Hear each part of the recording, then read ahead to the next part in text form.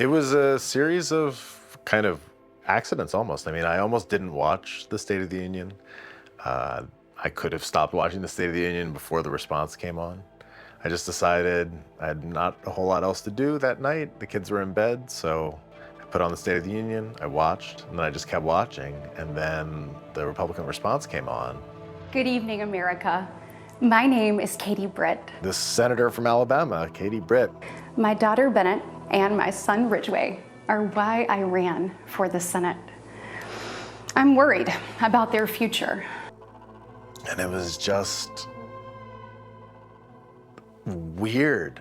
Growing up, sweeping the floor at my dad's hardware store and cleaning the bathroom at my mom's dance studio. It was an extremely weird setup. She was in this kitchen that looked like it had just come from a Hallmark movie. And that's why I invited you into our home tonight.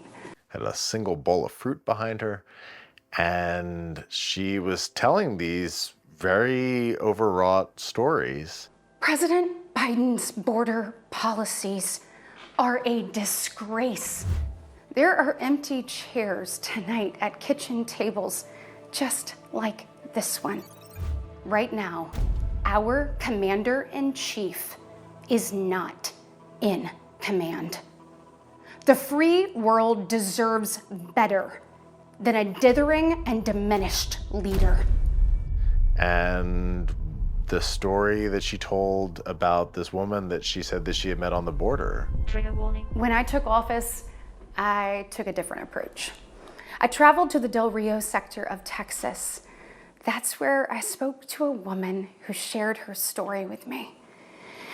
She had been sex trafficked by the cartels starting at the age of 12. She told me not just that she was raped every day, but how many times a day she was raped. The cartels put her on a mattress in a shoebox of a room, and they sent men through that door over and over again. The details seemed off, and it just seemed like something wasn't hitting. And so I was, as I do, I was just sitting, checking social media, watching the TV, and I thought, I'm gonna Google some of those details about that story to see if she's talked about it before.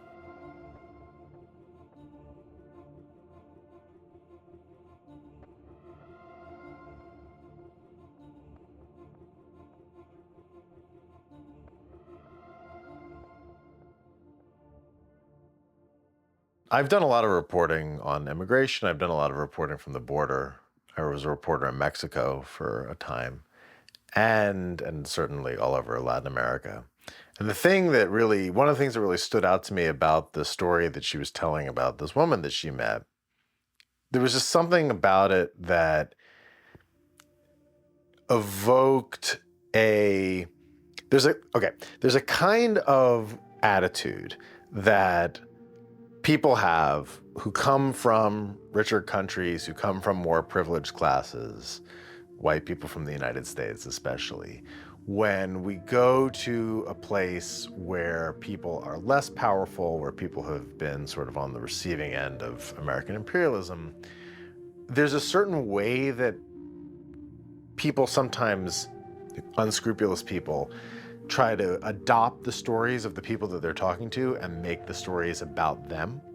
And I felt that in the way that she was telling the story in the response at her kitchen table.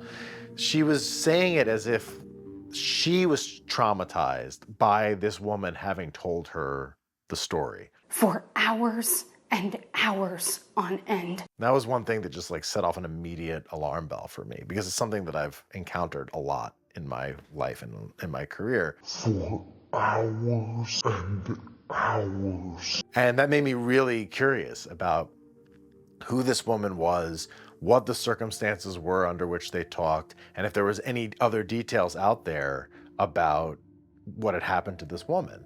And one of the things that told me that there probably were other details about what had happened to this woman was a story that Katie Britt was making about Katie Britt seemed like the kind of story that she would have told a lot.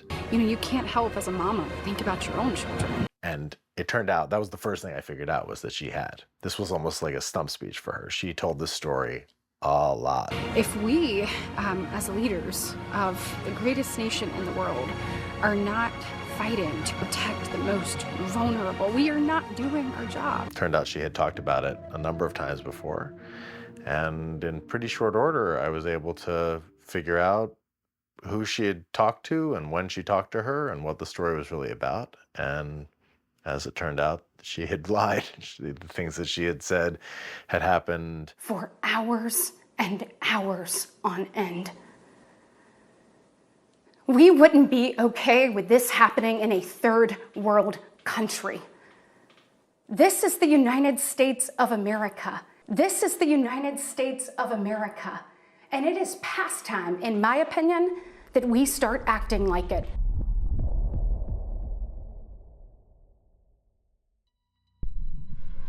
So you have no doubt seen this woman on your For You page at various points today. That is Senator Katie Britt, the junior senator from the state of Alabama, who delivered the Republican response to Joe Biden's State of the Union last night. It was weird, but the part that was the weirdest for me, the part that was the most off, was this. When I took office, I took a different approach. I traveled to the Del. My wife and I went out to see a play that night. We went to see some community theater. We saw Kinky Boots. And I think it was, my wife works and we hadn't really talked much during the day. She's like, what have you been up to? And I was like, I made a TikTok. I think it's like getting a little bit of traction. Like it seems to be getting like a fair number of views. And I took out my phone and I looked and it was like I think like 150,000 views, which is, that's a lot. And I think this was like intermission. And then after the show ended, I took my phone out again. Or maybe this is how it happened. Maybe I took out my phone. It had like 150,000 views. I put my phone away. That's intermission. I take it back out again. Now it's up to like 250,000. I was like, oh, this is okay. This seems to be actually like catching on. And then after the show, it had gone up like another 100K. It was like now it's like 350,000. And I was like, oh, I think this is what the kids call viral. I think this TikTok has just gone viral. And I was getting, mostly in the app, I was getting, comments from people, and seemed to be picking up a number of followers. But it wasn't really, I think, until like the next day that things start really blowing up. And I start getting, requests from media and various people, talking about, how can I get a hold of you? We want to have you on our show to talk about this. And I was like, okay, it seems that something has happened here. And the other thing about it that really stood out in terms of the kind of media attention that it was getting was that news outlets, well, especially the New York Times, was mentioning me in their story about this lie that I had caught Senator Britt in, which is that's not a foregone conclusion. Like, especially at the Times, like a lot of, big outlets, they do what in journalism is called bigfooting. Like they'll just sort of like come in and they'll just be like, well, we're bigger than you. Thanks for the tip, but we're not even gonna, give you a shout out here. We're not even gonna to give you credit for having broken this thing. And that's happened to me a lot before. But all of a sudden, all of these different places were giving me, shout outs, like in the story about this thing. Like my TikTok was now part of the story, which was interesting.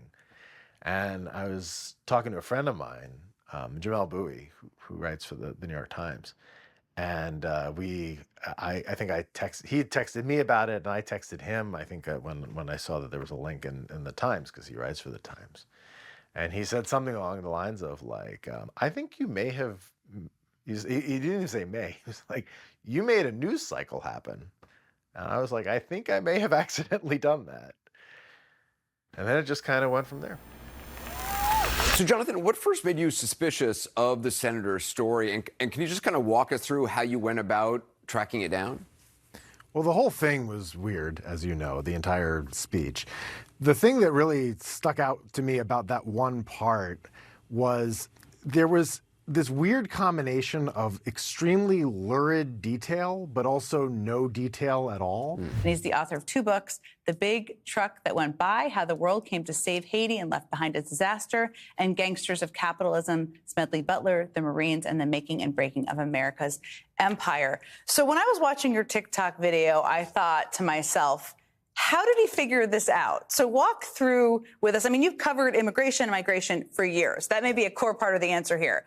But how, when you were watching that, did something not feel right to you? Something just seemed off about it. I mean, maybe it's because I've been covering this stuff for so many years that these things kind of operate on a more instinctive level. But I think part of it was that she was giving very specific, very lurid details about part of the story, but leaving the most important parts of the story extremely vague. There's no information about where this happened, what the name of the woman was, what country it happened in, when it happened. I was also wondering, well, the first thing I was wondering was like, well, what happened to the woman after this? Did she get asylum? Sounds like a good asylum case. Like, is this somebody who like is now living in the United States? The case for, in some ways, not that that was her intention, Exactly. but So like, what's going on here? And yeah, and then I just started Googling. While I was waiting to go on to Jen Psaki, there was a video screen that had the live feed from MSNBC on. And then I had my phone in my hand and I opened up my phone, YouTube TV, to watch the live broadcast of Anderson Cooper because my hit that I had done with him pre-recorded was airing earlier in the hour.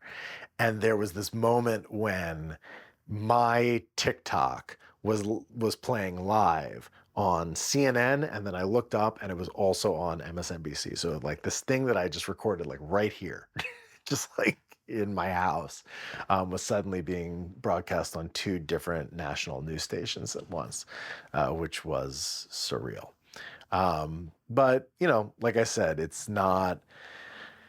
The thing that really impressed me was that the story was out there, and also that this kind of meta story came up about why an independent journalist, why somebody who just like broke the story on his TikTok account had done this instead of, you know, CNN or the New York Times or MSNBC with all of their resources having done it.